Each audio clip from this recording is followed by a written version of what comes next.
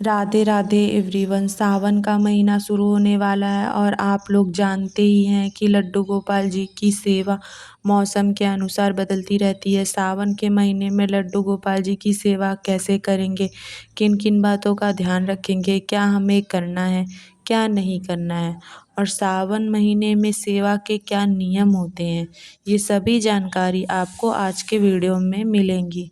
तो सुबह सुबह हम लड्डू गोपाल जी को जैसे रोज़ाना जगाते हैं वैसे ही जगा लेंगे। उसके बाद फिर हमें लड्डू गोपाल जी को स्नान कराना है। सावन के महीने में जब आप लड्डू गोपाल जी को स्नान कराएं तो आप सिंपल जल से स्नान करा सकते हैं, लेकिन बीच बीच में आप लड्डू गोपाल जी को दही से ज़रूर स्नान कराएं, क्योंकि सावन का जो महीना होता है बारिश का मौसम होता है और इस मौसम में लड्डू गोपाल जी काले पड़ जाते हैं।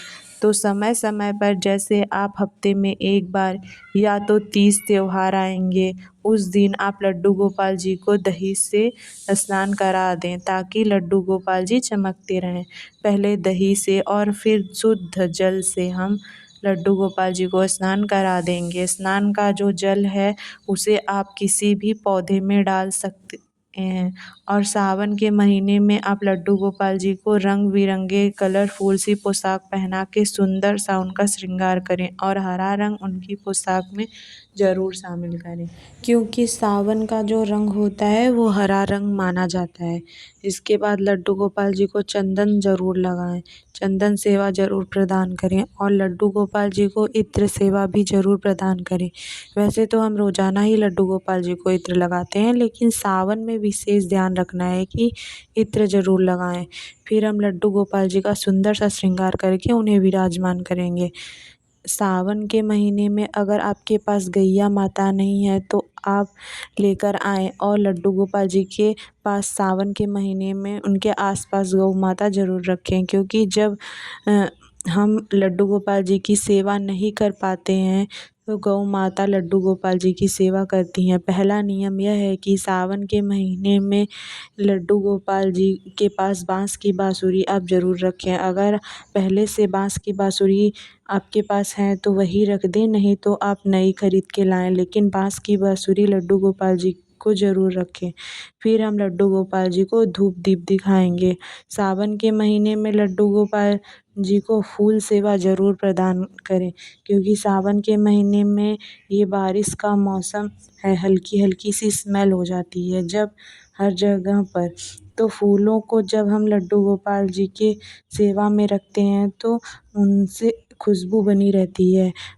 आप चाहें तो रोज़ाना एक ही फूल अर्पित करें, लेकिन करें। फिर हम लड्डू गोपाल जी को भोग लगाएंगे कि सावन के महीने में जब आप लड्डू गोपाल जी को भोग लगाएं तो ऋतु फल का भोग लगाएं। बढ़िया बढ़िया मिठाई पकवान बना के लड्डू गोपाल जी को भोग लगाएं। उसके साथ ही ध्यान रखें कि सावन के महीने में लड्डू गोपाल जी को कुछ चीज़ों का भोग नहीं लगाया जाता।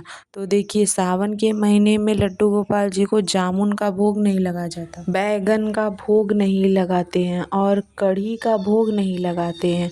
तो ये 3 चीज़ें हैं जिनका भोग सावन के महीने में लड्डू गोपाल जी को नहीं लगाया जाता है।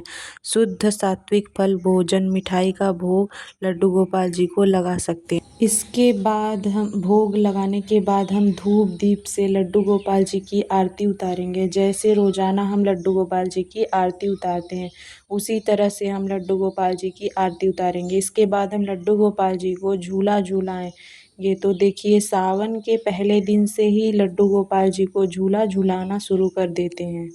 तो अगर आपके पास झूला नहीं है तो आप झूले की व्यवस्था कर लें, और अगर आप 1-2 दिन बाद लड्डू गोपाल जी को झूला झूलाना शुरू करते हैं तो उसमें भी कोई बात नहीं।